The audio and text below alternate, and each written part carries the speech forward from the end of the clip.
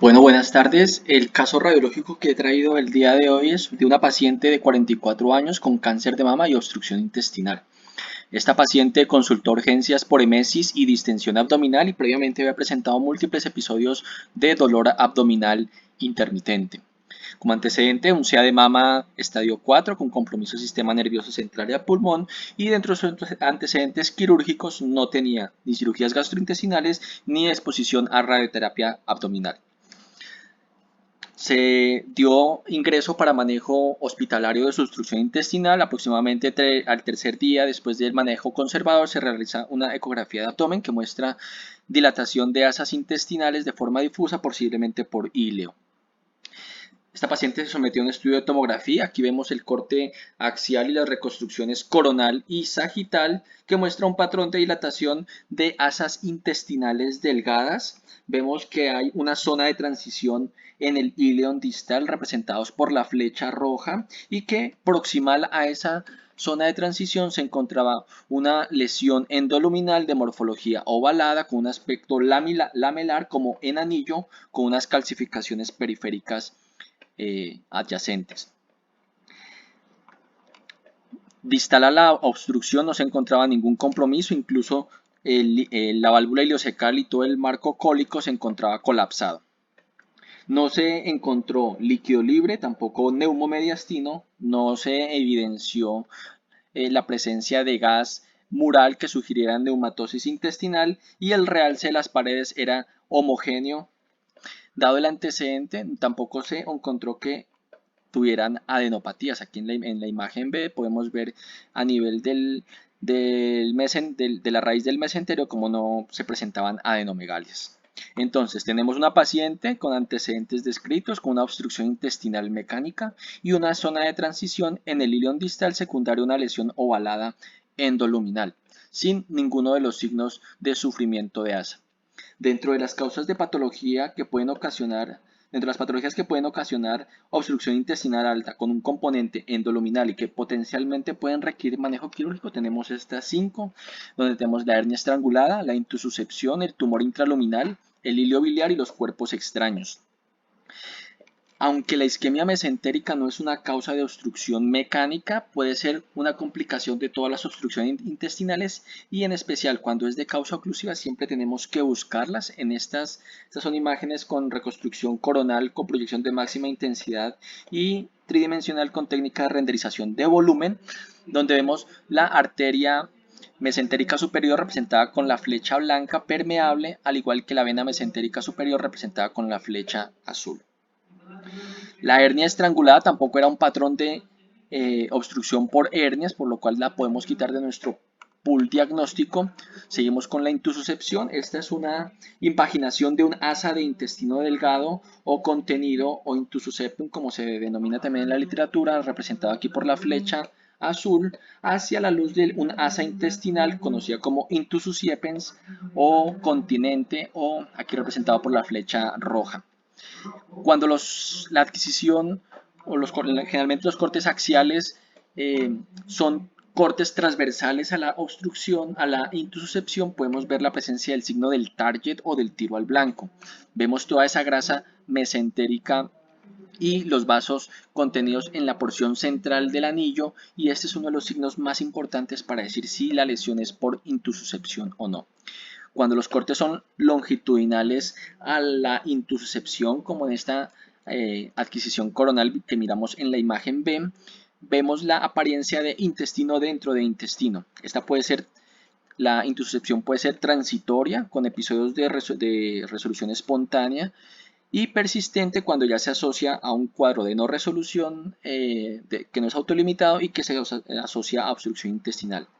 Aunque en los niños es mucho más frecuente la presentación de intususcepción, siempre que encontremos esto en un adulto, descartar lesiones subyacentes que sean la causa de intususcepción, que pueden ser bien cambios postquirúrgicos en el sitio de la anastomosis enteroentérica o la presentación de masas, procesos inflamatorios, quistes de duplicación entérica o incluso en el divertículo de Meckel. La apariencia es muy diferente a la de nuestro paciente. Dentro de los tumores que pueden ocasionar una obstrucción intestinal.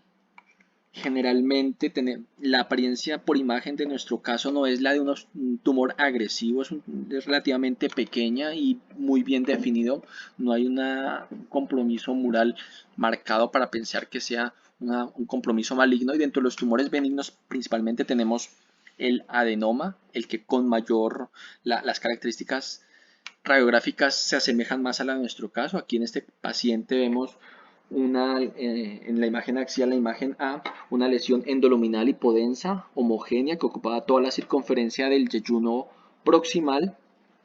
En la imagen coronal vemos que esta lesión no tiene como tal un aspecto ovalado completo y que es muy dependiente de las paredes. Incluso puede impresionar una lesión estenosante.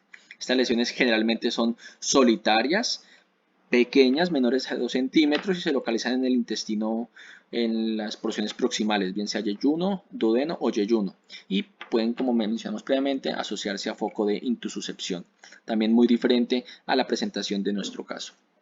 Entre los cuerpos extraños tenemos los los besoars, que son los más frecuentes. En esta imagen vemos una lesión endoluminal hipodensa, heterogénea, con múltiples burbujas gaseosas y detritus, como esa apariencia moteada que ocasiona obstrucción intestinal. Muchas veces se puede confundir con el signo de las heces. Sin embargo, en estos casos de besoar son menores a 5 centímetros. En esta paciente es una paciente con un trastorno psiquiátrico de base con consumo de plantas. En este otro caso es un paciente con una obstrucción intestinal secundario a la migración de un balón intragástrico. Vemos el sitio de obstrucción a nivel del ilion proximal.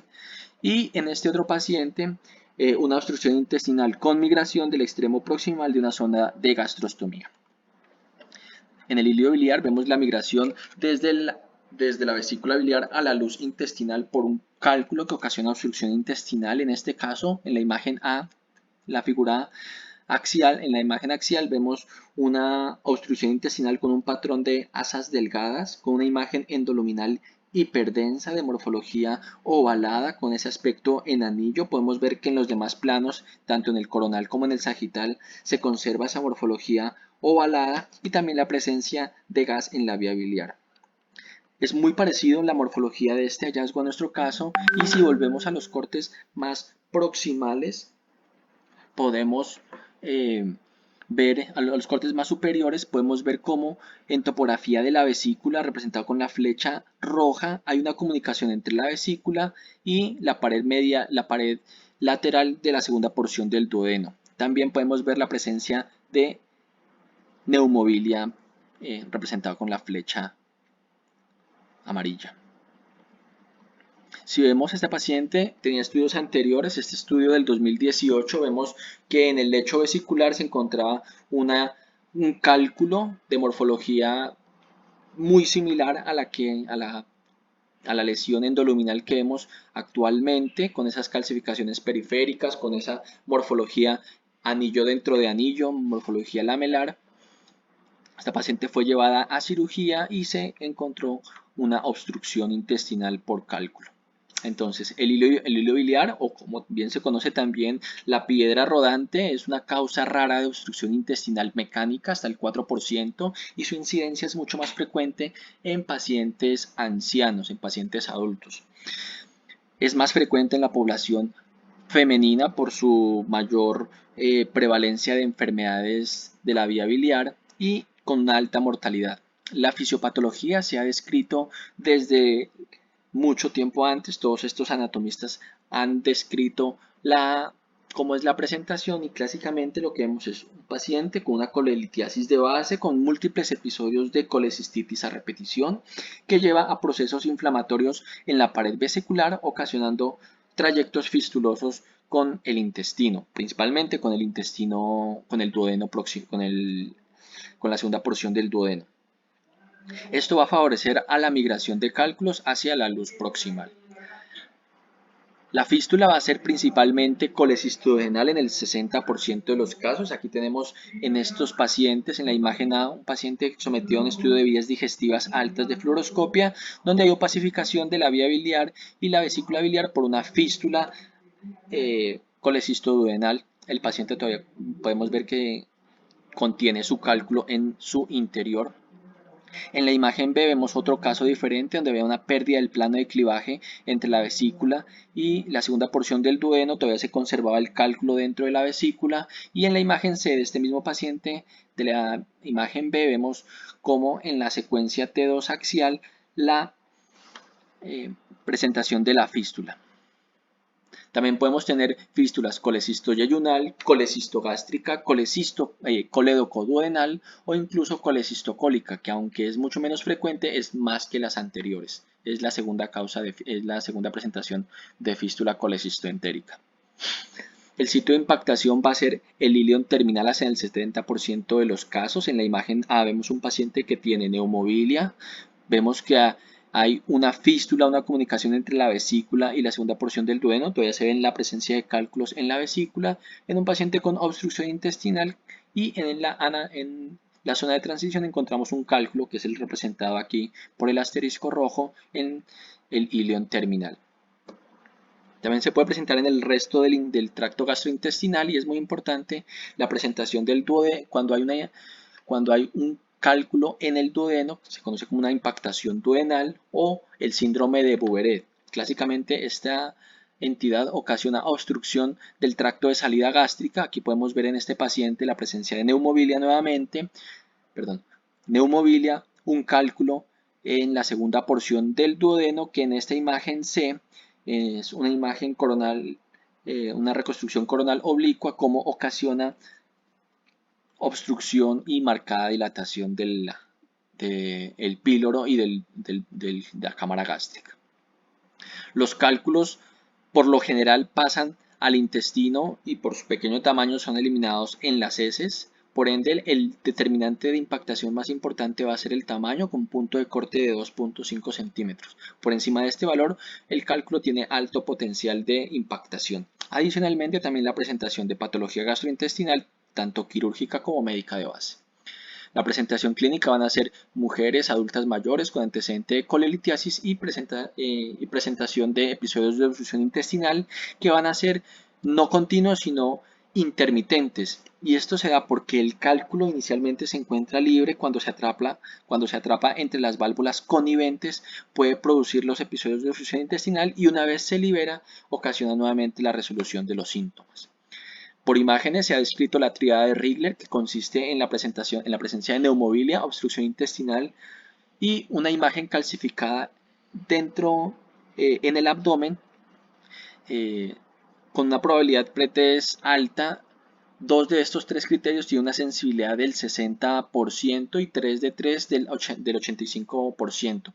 La sensibilidad va a ser baja, ya que la mayoría de los cálculos de origen biliar no van a ser calcificados, sino de contenido de colesterol, de aceites de colesterol.